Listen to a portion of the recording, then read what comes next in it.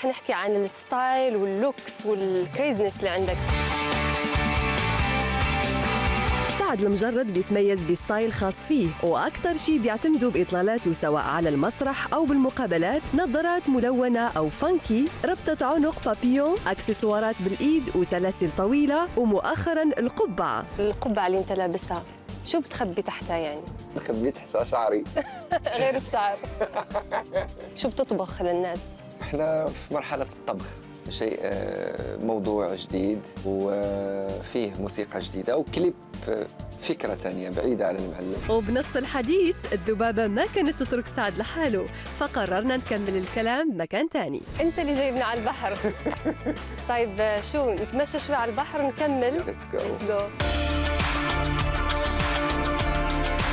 سعد مش بس عنده ستايل مميز، أيضاً نجح باللون الموسيقي الخاص فيه. سعد بتتدخل في تفاصيل الميوزك اللي بتطلع للناس؟ ضروري نمشيو للنرمل هيك. أنت مش على لنا أوديك للبحر.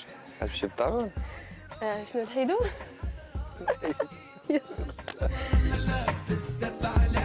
ملكش ليك ما تليقي ليا بزاف عليك وصعيب تلعبي بيا. وبعد ما قررنا نمشي على البحر جاوبني سعد على السؤال اللي طرحته عليه من قبل. أتدخل في كل شيء. كل شيء.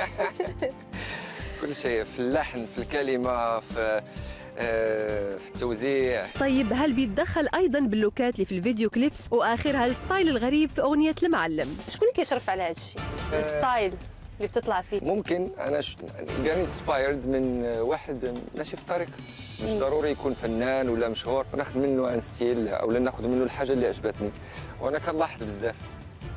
دقة الملاحظة قوية. مثلا دابا لاحظت كل شيء. وبما أنه عم نحكي عن دقة الملاحظة، استغربت شوي وجود الحاج والحاجة في كليب المعلم اللي المفروض فيه بيتس شبابية. ليش أقحمتوا اثنين من الناس اللي هم متقدمين في العمر، يعني كبار؟ باش ندخلوا عند العائلة، باش ندخلوا للبيوت، يعني من كاع الفئات، الصغار الكبار، فجات يعني فكرة أنه نديروا جوج ديال الناس كبار في السن ولابسين الزي المغربي، لابسين سواء جلباب ولا شي حاجه اللي كتدل على المغرب. هذاك السيد راه الوالد ديال المخرج. الاب ديال المخرج. هذه اول مره نعرفها، يعني والد المخرج هو اللي كان معك بالكليب.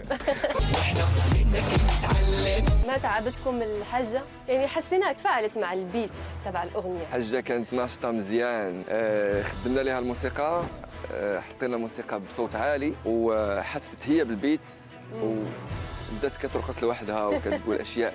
we were just having fun. نسكت وانت موجود ما نرضى نتكلم. نجومية، شهرة وشباب خلت المعجبات يزيدوا، وصار سعد واحد من أشهر العزاب المشاهير. شو أخبار المعجبات سعد؟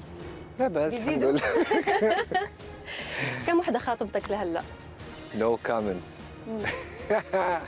الوالدة ما بتتدخل في الموضوع؟ الوالدة كتمنى تشوف أولادي الحفايد ديالها، إن شاء الله وان داي نفرحها هي والوالد. شخصية سعد بالمقابلة أوحت لنا بأنه هادئ وما في شي بيعصبه. أنت هيك فعلياً؟ شغلي لا، شغلي هاي ستريس، لكن هذا الستريس كيكون دائما عنده الحمد لله نتيجة. عزيز عليا السرعة في الشغل، عزيز عليا الإنجاز. يعني بتحب السيارات الفاست كارز؟ عزيز عليا السرعة في السيارات. هلا بتكشف لنا على سيارتك، شو نوع سيارتك سعد؟ مازيراتي. مازراتي؟ شو لونها؟ أسود. I love it. I love Maserati.